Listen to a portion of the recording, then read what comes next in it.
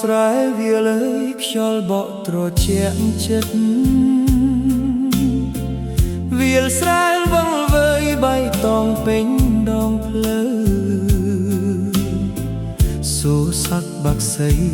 ច្រៀងទទួលពន្លឺថ្ងៃថ្មីចិត្តបងនៅនឹកអូនគ្រប់ពេលវេលាភូមិតារៀមស្រស់ស្អាតពោពេញមេត្តា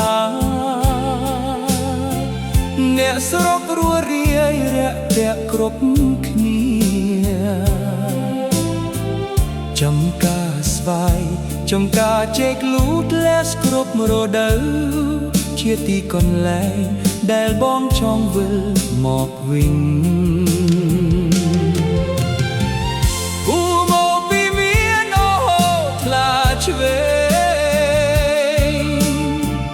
ដើមឈើត្រឈឹងតលប់ត្រជាក់ស្រាល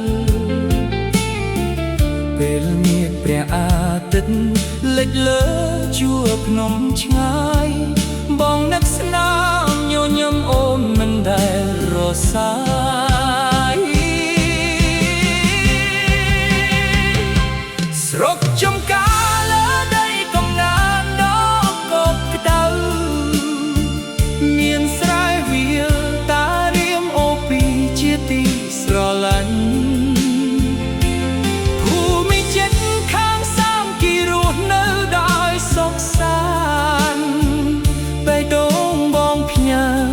ជូនអូននឹងដីកំណើតនេះ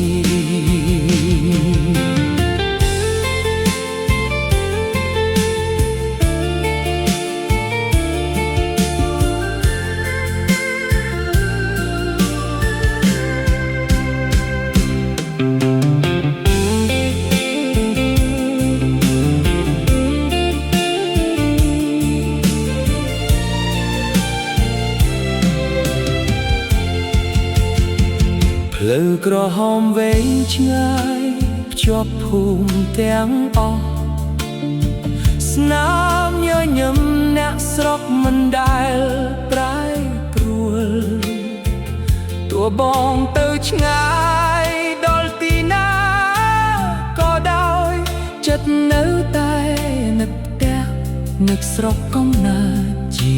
និច្ចជន ស្រែវាលតារៀមនឹងអូពីជាសាកសីស្នេហ៍